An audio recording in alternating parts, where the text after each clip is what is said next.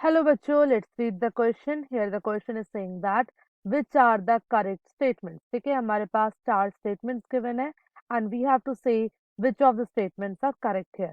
बात करते हैं first statement it is saying that cassiterite, chromite, pinch blend are the concentrated by hydraulic washing. Okay, इनको हम concentrate करते हैं with the hydraulic washing.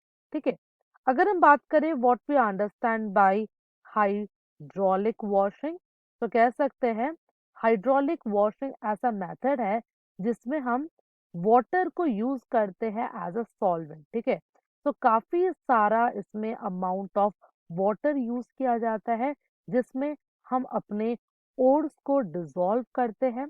Okay, और जो इम्प्योरिटीज होता है वो भी नीचे सेटल हो जाता है। From this we will extract our metal ores. ठीक है, तो ये जो ऑप्शन है ये बिल्कुल करेक्ट है बिकॉज ये जो मेथड है बाय हाइड्रोलिक वॉशिंग हम यहाँ पे अपने मेटल ओर्स को या कैसे जो इम्प्योरिटीज है उनको यहाँ पे कंसंट्रेट करके उनका एक्सट्रैक्शन करते हैं। फाइन, तो ये ऑप्शन हमारा करेक्ट है। चलिए बात करते हैं हम ऑप्शन बी का।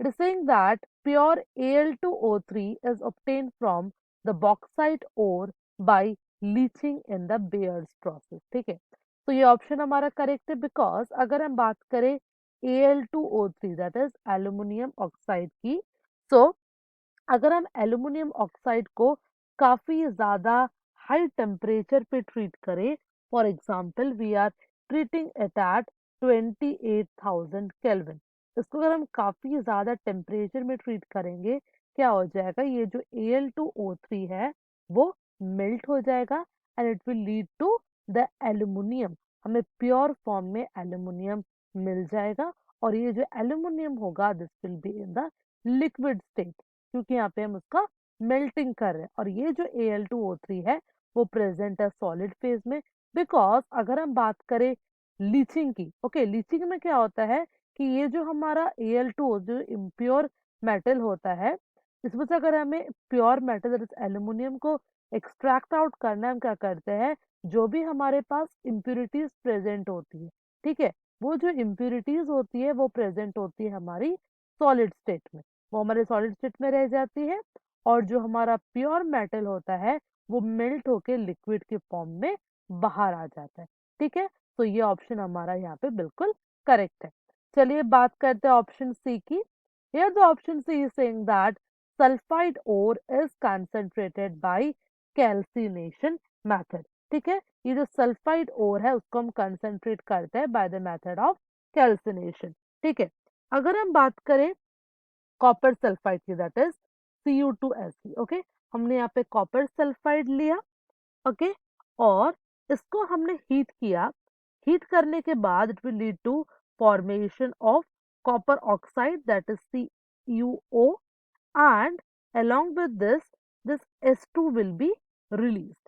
ठीक है, तो ये जो method of conversion of this sulphide into oxide, यहाँ पे हम सल्फाइड को कन्वर्ट कर रहे हैं इन द ऑक्साइड, तो ये जो मेथड है it is basically known as roasting ना कि कैल्सिनेशन। यहाँ पे दिया गया it is known as calcination, तो ये ऑप्शन हमारे यहाँ पे गलत हो जाएगा। अगर बात करें ऑप्शन डी की, saying that roasting can convert sulfide into oxide or sulfate and part of sulfide may also act as a reducing agent। so ये बिल्कुल करेक्ट, हमने यहाँ पे देखा कि रोस्टिंग प्रोसेस ही वो होता है जो सल्फाइड को कन्वर्ट करता है इनटू द ऑक्साइड और यहाँ पे जो सल्फाइड होता है this will be basically acting as the reducing agent. That's why जो हमारा यहाँ पे ऑप्शन डी होगा it is completely a correct answer है। हमें पूछा गया है which are the correct statements here।